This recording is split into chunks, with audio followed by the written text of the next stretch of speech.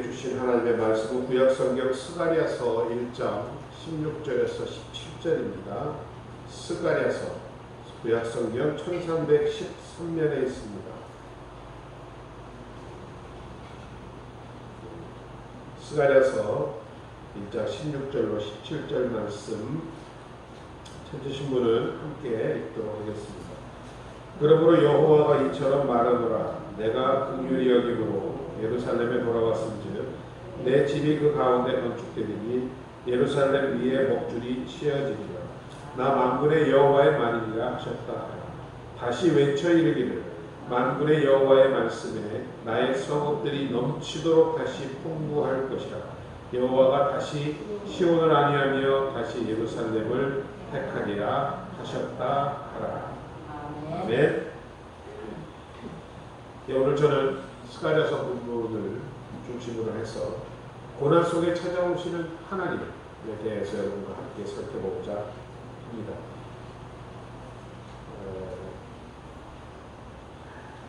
한 어린이집에서 광복절에 대해서 물어봤답니다. 광복절이 무슨 날인가요? 그랬더니 한 아이는 3.1 운동을 한 날이요 라고 대답을 하답니다. 가장 아이다운 대답은 태극기라는 날이요 하더랍니다. 기특한 아이는 또 이런 얘기를 하더랍니다. 우리나라 태극기를 일본에서 뺏어갔는데 다시 찾아온 날입니다 라고 대답하더랍니다. 여러분은 광복절을 어떤 날이라고 생각하십니까? 오늘이 광복절 76주년이라고 합니다. 광복절 하면 여러분 두 가지의 날짜를 기억하셔야 합니다. 1945년 8월 15일과 1948년 8월 15일입니다. 1945년 4월 8일에 일본 나가사키 히로시마의 원폭이 투하등으로 일본이 전쟁에서 패배를 하고 45년 8월 15일에 우리나라가 독립을 하게 됩니다. 그 후로 3년이 지난 48년 8월 15일이 바로 정부가 수립된 날입니다. 따라서 이 광복절은 우리나라 역사에서는 우리나라 국권을 일제로부터 되찾아온 날의 의미도 있지만 우리 민초들에게는 더 이상 이제 이 민족들의 고통으로부터 압제로부터 벗어나는 해방의 날이었던 것입니다. 오늘 스가랴서는 참 드문, 우리가 읽기에 드문 부분이지요. 소선지서 중에서도 이 스가랴서를 본문으로 설교를 하신 목사님들이 그리 많지 않음을 알 수 있습니다. 우리 교회는 아닌데 어느 교회 가니까 하박국서를 찾아 읽자고 했더니 성도님이 목사님 그런 거 성경에 없어요. 하박국이 어디 있어요? 무슨 국이에요? 이러더랍니다. 스가랴서도 우리가 참 흔히 볼 수 없는 이 학개와 스가랴서는 바로 이스라엘이 바벨론 포로로부터 고토, 즉 예루살렘 땅으로 귀환될 당시에 쓰여진 책입니다. 마치 오늘이 우리에게 광복절인 것과 같이 그들도 이방 민족의 압제로부터 해방되어 본인의 고국으로 돌아오는 때에 지어진 선지서입니다. 오늘 1절과 17절을 보면 이렇게 시작합니다. 다리오 왕 2년 8월에 그리고 다리오 왕 2년 11월 곧 스바월 24일에 이또 손자 베네가의 아들 선지자 스가랴에게 여호와의 말씀이 임하였다 라고 말씀하고 있습니다. 여러분 성경에서 아버지, 할아버지의 이름이 소개되는 집안들은 유력한 집안들입니다. 명문 가문이라는 얘기죠. 그리고 선지자 스가랴라고 스스로를 칭합니다. 선지자에 해당하는 히브리어는 나비입니다. 나비는 하나님에 의해 대변인으로 부르심을 받은 자라는 뜻입니다. 즉 하나님의 말씀을 전하기 위해 특별히 하나님으로부터 택한 사람을 선지자라고 합니다. 재미있는 것은 스가랴의 이런 이또 할아버지, 베레가 아버지 이 이름들을 풀어보면 이 세 사람의 이름의 뜻이 이렇습니다. 주께서 기억하시고 축복하실 것이며 적절한 시기에 라고 풀어집니다. 다시 정리하면 이 세 분의 이름을 풀면 주께서 이스라엘 사람들을 기억하사 적절한 시기에 축복하실 것이다 라고 말을 선언하고 있습니다. 바로 이것이 스가랴서의 전체의 주제이기도 합니다. 결국 스가랴서의 메시지를 요약하면 너희는 내게로 돌아와 만군의 여호와의 말이니라. 그리하면 내가 너희에게 돌아가리라. 만군의 여호와의 말이니라. 자, 이와 같은 1절의 하나님의 메시지가 선포된 이후 이제 3개월 반이라는 아까 석 달 만이 100일이라고 그러셨죠. 100일이 지나갔습니다. 스가랴는 다시 하나님의 말씀을 받습니다. 그런데 이 말씀을 8가지 형태의 환상의 모습으로 임하고 있습니다. 먼저 1장 8절과 9절을 보니 내가 밤에 보니 한 사람이 붉은 말을 타고 골짜기 속 화석류 나무 사이에 섰고 그 뒤에는 붉은 말과 자줏빛 말과 백마가 있기로 내가 말하되 내 주여 이들이 무엇이니까 내가 내게 말하는 천사가 내게 이르되 이들이 무엇인지 내게 보이리라. 자, 붉은 말을 탄 사람의 환상, 이것이 첫 번째 환상이었습니다. 스가랴서 전체를 볼 때 8개의 환상이 등장하고 있는데 결국 이 환상의 귀착점은 모두 똑같습니다. 자, 근데 여기서 우리가 주목해야 할 것은 내가 밤에 보니 한 사람이 붉은 말을 타고 골짜기 속 화석류 나무 사이에 섰다라는 말입니다. 자, 밤에 보았다라는 말이 바로 상징성이 있는 것입니다. 왜냐하면 스가랴가 스가랴서를 기록할 당시 그 시대는 마치 지금과 같이 어두운 밤이었습니다. 영원한 빛이신 하나님이 떠난 영적으로 어두운 밤이었습니다. 이 어두운 밤에 하나님께서 선지자 스가랴에게 찾아오셨던 것입니다. 여러분, 우리의 영혼의 때가 어두울수록 우리의 삶이 고달플수록 우리에게 가장 필요한 것은 빛이요 희망인 줄로 믿습니다. 우리가 살고 있는 삶의 자리가 어두울수록 지금 내가 걸어가고 있는 내 인생의 일이 힘들수록 우리에게 필요한 것이 바로 이런 비전과 희망이라는 것입니다. 빅터 플랑클이라는 유태인 심리학자의 이야기를 한번 들어보십시오. 그는 2차 대전 당시에 독일 나치 수용소에 투옥되었던 사람입니다. 그 수용소 안에서 그는 동료 유태인들을 가만히 지켜보았답니다. 똑같은 죽음과 고통 가운데 있는 수용소 안에서 한 사람은 차가운 수용소 바닥만을 응시하고 있었고 다른 한 사람은 수용소 창 건너편에 하늘을 바라보고 있었다 합니다. 같은 수용소 안에서 같은 위기에 직면하고 있는 상태에서 같은 고통의 시대를 살면서도 그들이 바라보는 시선은 이와 같이 달랐던 것입니다. 도저히 인간으로서 생존하기 어려운 지옥보다 더한 그 수용소 안에서 사람이 희망을 갖게 되면 그 사람은 언제든지 생명의 길로 인도될 수 있다는 것을 그는 발견하였던 것입니다. 그리고 독일의 패망으로 그가 수용소에서 생존자가 되었을 때 꿈꾸던 학자로서 제2의 인생을 살아가게 되었다라고 합니다. 이렇듯 우리에게 희망과 비전, 하나님의 환상은 중요한 것입니다. 그러나 여러분, 우리가 환상을 보고 싶다고 아무 때나 볼 수 있습니까?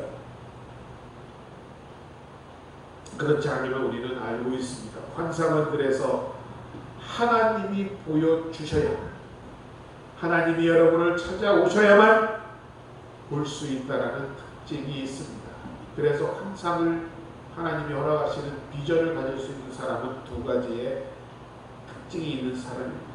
하나는 그들이 진실로 주의 말씀에 순종하기를 원할 때 하나님께서 찾아오신다는 것입니다.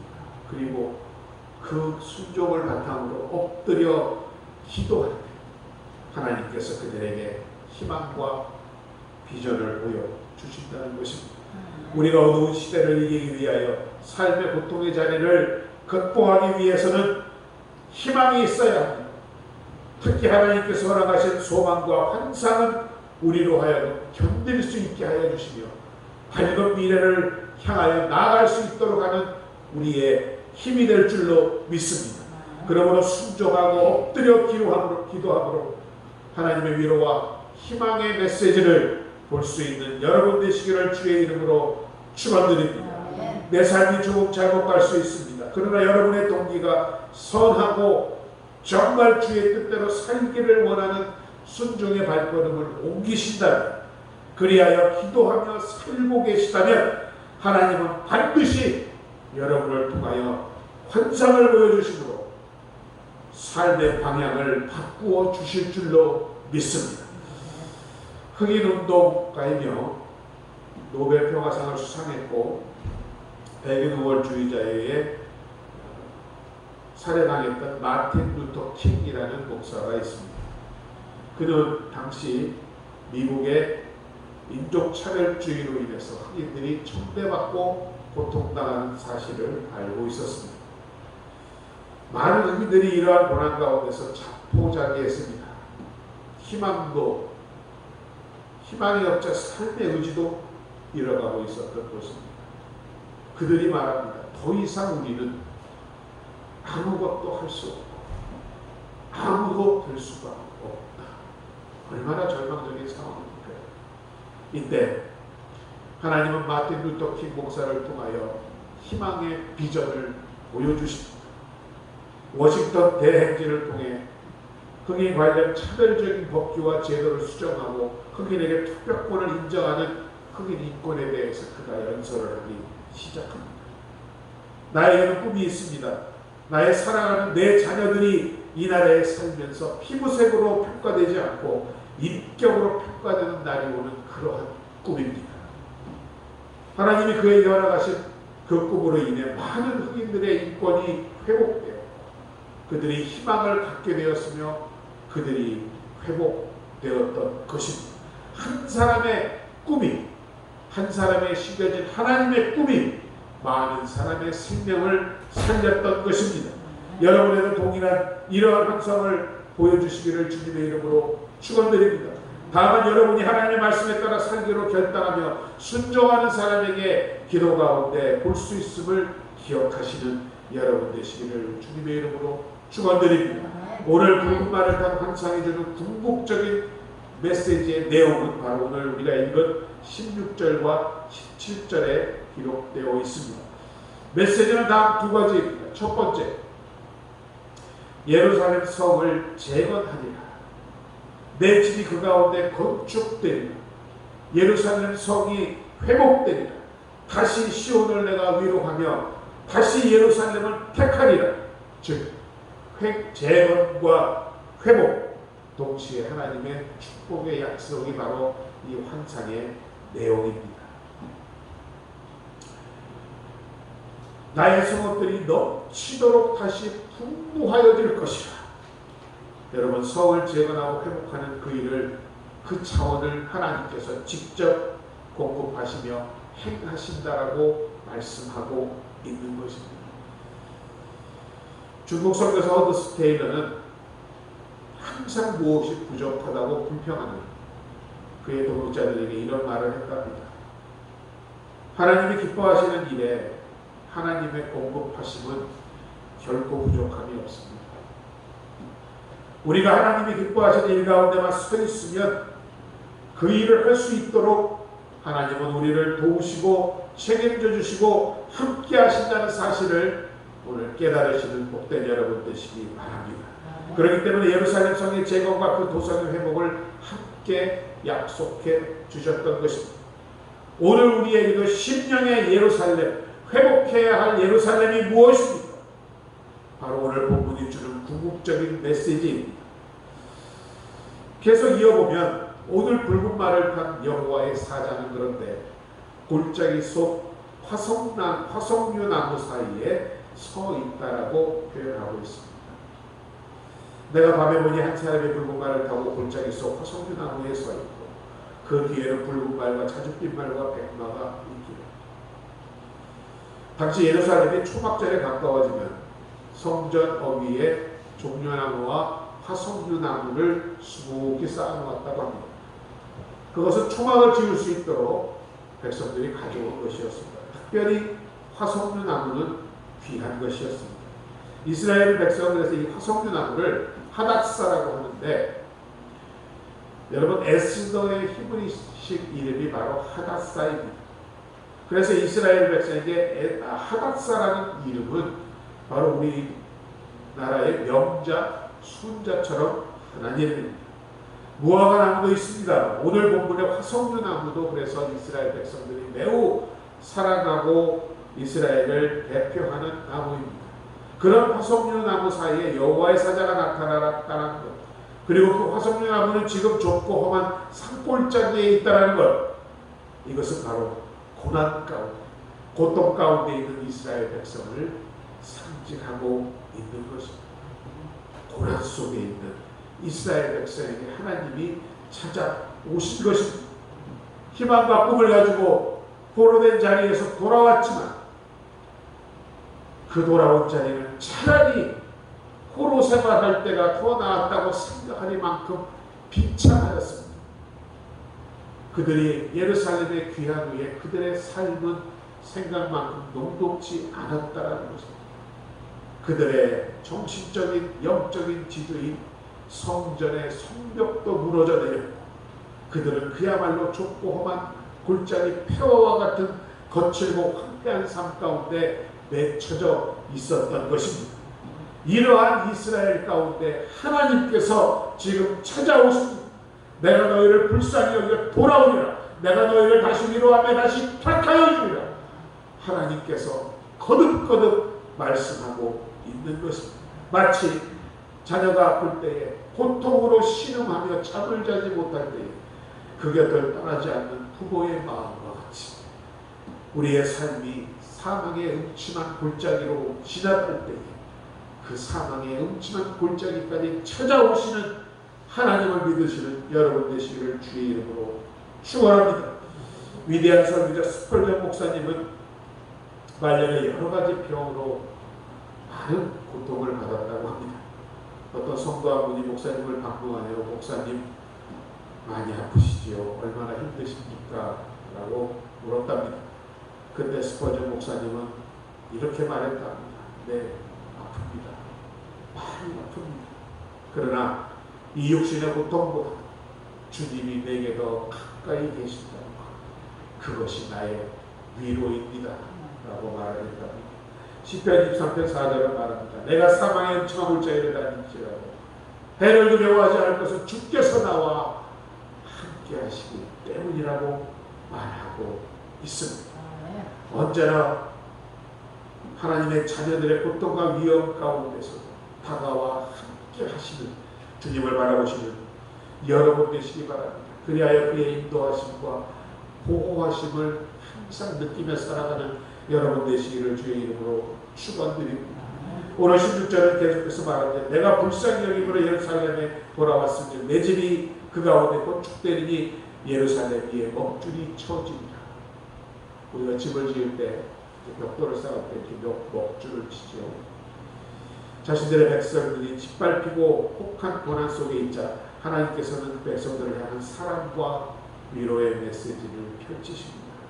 다시 반드시 돌아오고 성전을 회복하여 주옵소서. 다시 외쳐 이르기를 나의 성읍들이 넘치도록 다시 풍부할 것이다.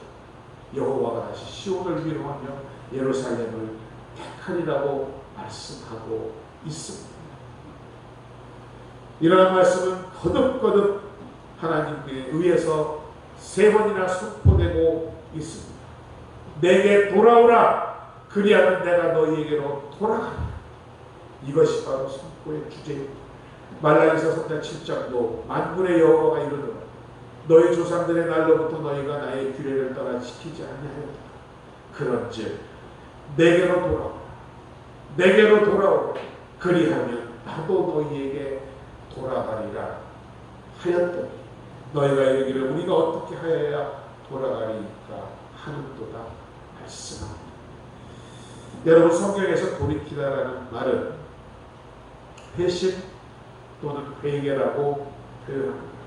결국 오늘 이와 같은 희망의 메시지의 위로와 회복이 있기 위해서는 우리는 하나님께 돌아가야 한다는 것이 오늘 스가랴서 1장 본문의 주제입니다.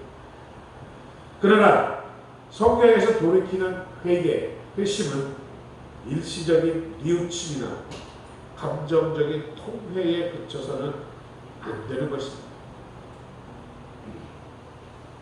언제나 회개하면 용서해 주시니까 라고 생각하실 수 있겠지만 회개라는 것은 여러분 완전한 방향 전환을 의미합니다. 180도의 삶의 전환입니다. 완전한 변화를 의미하는 것이 성경에서 돌이킨다라는 말입니다. 이 회심의 단계를 세 단계로 나눈 사람이 있는데요. 전회심, 회심, 그리고 후회심으로 나눕니다.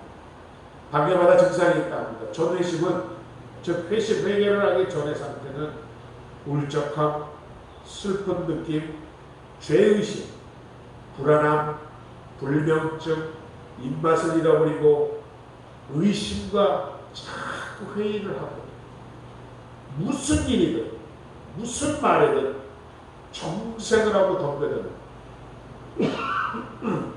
그런 신경질적인 증상이 나타난다고 합니다.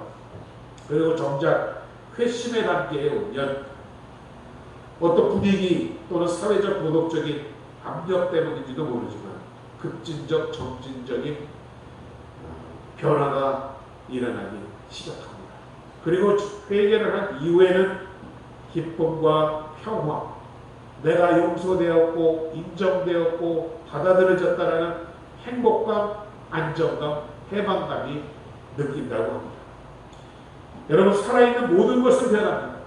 그래서 우리 믿는 사람, 특히 저를 포함한 여러분들은 언제나 사람을 볼 때에 그 사람의 과거를 보아서는 안 됩니다.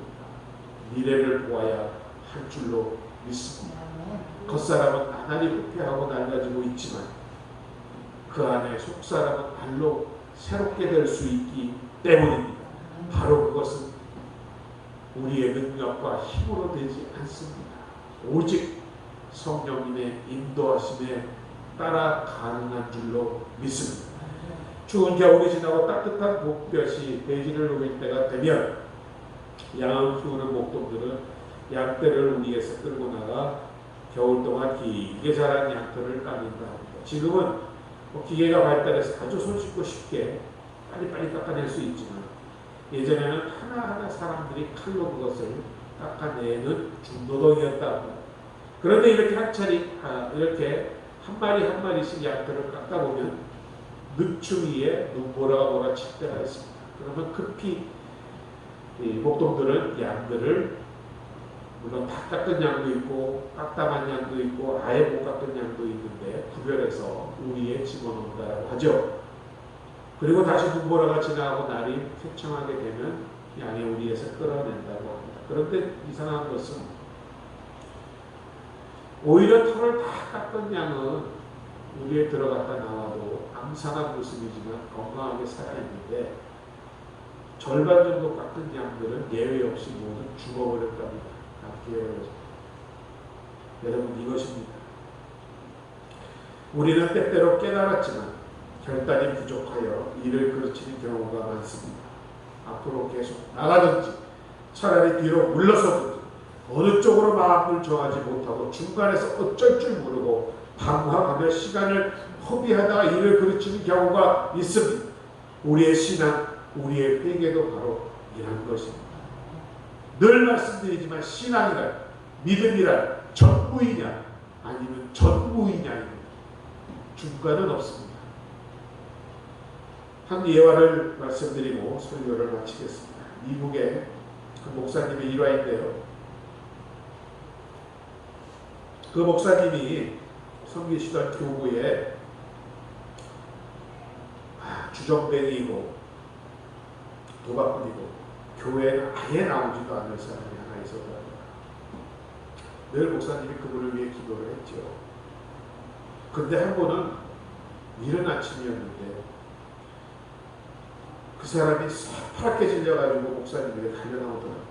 그러더니 목사님, 간밤에 제가 꿈을 꾸었는데 한 천사가 나타나 너 만일 회개하지 않으면 내년 오늘에 내가 너를 데려갈 것이다. 아마 그 사람에게는 저승사자 같이 보였겠죠. 새파랗게 질려서 달려온 그를 위해 기도를 해주었습니다.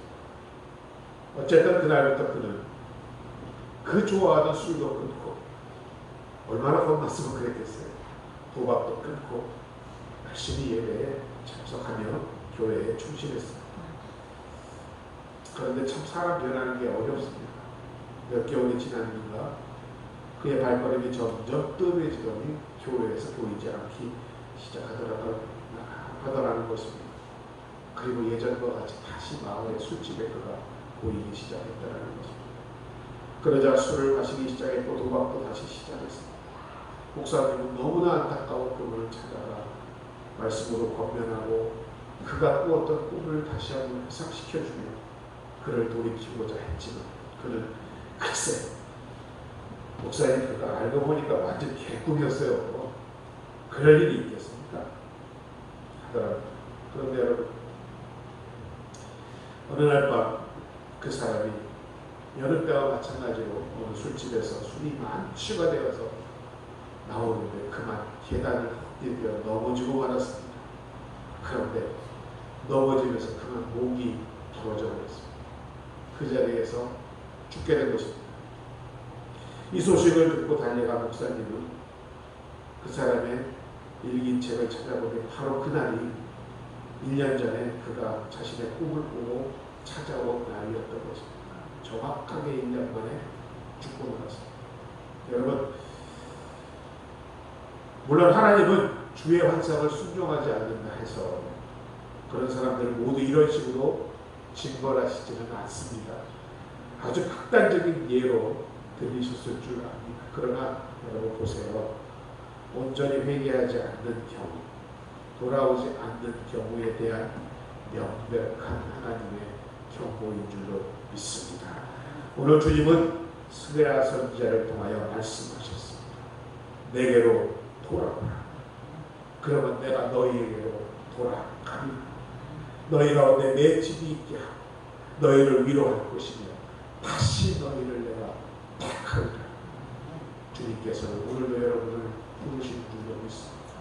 이 자리에 계신 분들은 모두 주님께 돌아오신 분들인 줄로 믿습니다. 우리가 매일 기도하듯 아직 돌아오지 못한 우리의 사랑하는 가족들, 이웃들, 그 영혼들을 위하여 더욱 기도하므로 정말 이스라엘의 고통의 때와 같은 이때에 우리가 함께 희망을 가지고 이 어려운 시기를 이겨내고 주님을 기쁘게 맞이할 수 있는 우리 모두가 되기를 주님의 이름으로 축원드립니다. 축원드립니다. 아버지 하나님 은혜와 사랑을 감사드립니다. 오늘도 귀한 날 주님 복된 날을 맞이하여 주님 말씀으로 함께 하시니 감사드립니다. 이 시간 스가랴 선지서를 통하여 우리가 주님 주시는 그 말씀에 뜻을 깨닫게 하심을 감사드립니다. 주님 언제나 하나님 앞에 겸손한 심령으로 회개하는 마음으로 주님 앞에 나아가는 우리 모두가 되게 하여 주시옵소서. 또한 많은 영혼들을 위하여 이것을 기도하며 나아갈 수 있는 우리 모두가 될 수 있도록 주님 축복하여 주시옵소서. 내게로 돌아오라. 그리하면 너희에게로 돌아가. 너희 가운데 내 집이 있게 하고 너희를 위로할 것이며 다시 너희를 택하리라 하신 그 말씀을 우리 심령 가운데 새기며 돌아가는 하나님의 복된 백성들 되게 허락하여 주시옵소서. 예수님의 이름으로 감사드리고 기도드립니다. 아멘. 찬송가 170장 함께 찬양하면서 예비한 곡 주님께 드리도록 하겠습니다.